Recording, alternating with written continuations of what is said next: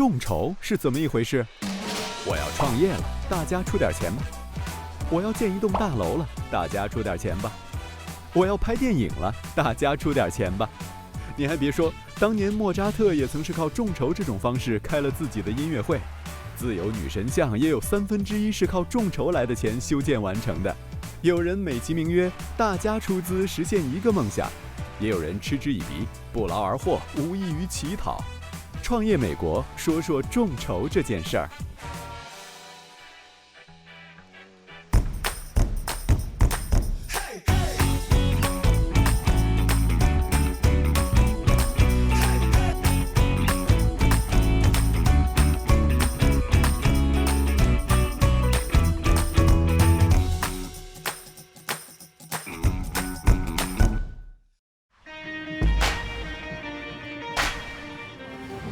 Okay, cool. Let's look at the numbers.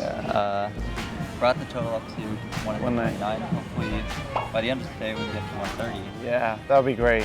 And then by the end of the week, hopefully 就算某某不是你爹，一没资金，二没门路，所谓众人拾柴火焰高。如今靠着草根民众的力量，好的想法或产品也有了自己的活路。从1700年萌芽至今，众筹在全球领域已成长为344亿美元的大市场。Many are turning to what's called crowdfunding. Real estate crowdfunding. Crowdfunding is the latest trend in China. 那到底什么是众筹呢？ Tell us what's your definition of crowdfunding? What is crowdfunding? I think crowdfunding is when you take your idea to the market rather than to a specific gatekeeper, like maybe a bank where you're asking one person to decide whether or not to invest in your idea, but you go to the crowd, to the market, and you say, here's what I'm trying to do, help me do this. Ben Bateman, Indiegogo 设计和科技部主管。Indiegogo 成立于2008年，拥有超过27万个来自224个国家的项目，是当今世界2大众筹平台之一。Crowdfunding is a great way to share your project with a larger audience and involve them in helping them bring it to life. John Dimatos, Kickstarter 科技和设计部门主管。Kickstarter 建于2009年，总募款金额超过15亿美金，是全世界最大的众筹平台。Indiegogo 和 Kickstarter 全球最大的2大众筹平台，前者以多元化的项目类别和广阔的国际格局而著称，后者则以其他众筹平台难以望其项背的成功率和筹款总金额而闻名。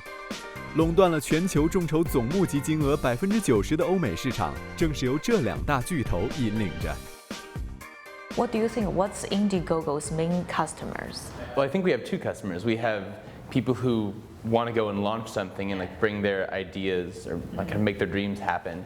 And then we have people who want to help other people. So we're two-sided. We have campaign owners and we have contributors. 总的来说，众筹平台上汇集的都是关注创新与梦想的人们。在众筹网站上，白手起家、开启创业之旅的故事每天都在上演。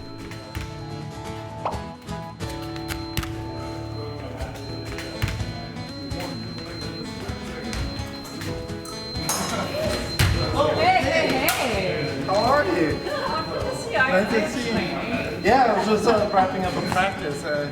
Keeth Smart， 前世界排名第1的击剑选手，08年奥运会佩剑比赛银牌获得者。这位传奇的运动员退役后入学哥伦比亚大学，获得了 MBA 学位。然而，离开赛场的他并没有斩断与运动的缘分。2013年，他联合纽约大学的医学硕士 Frank Yao， 开始研发可以增强锻炼效果的运动裤，并创建了 Physiclo 公司。Since when did you get into this physical clothing? It was about 2 years ago, actually. Well, I was in med school. At the time, we were looking for a way to help like rehabilitate people who like don't exercise enough or people struggling with like physical therapy. So we were thinking, well, let's find a way to combine exercise bands into clothing to kind of help these people exercise more conveniently and effectively. And that's where the idea started.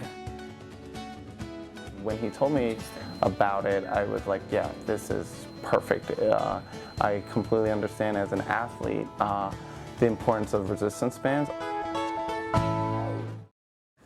刚才听到他们说呢，这个 physicals 各种好啊，我也很好奇。不过光听他们说不行，我们剧组的云龙马上要去试一下，看看它到底有多好。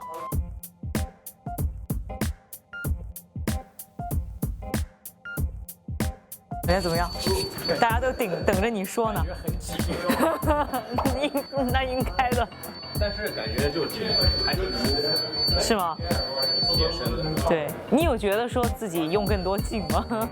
对。有肌肉有被拉扯到。大腿这一部分。哦。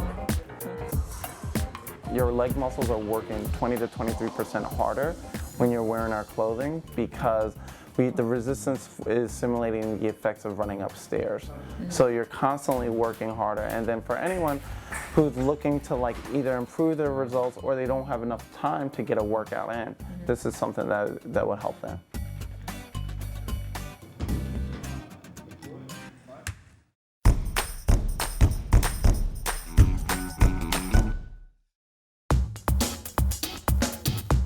大家好，我是百度百家作者杨子超，很高兴能够问 Physical 首席运营官兼创始人 Keeth Smart 的一个问题。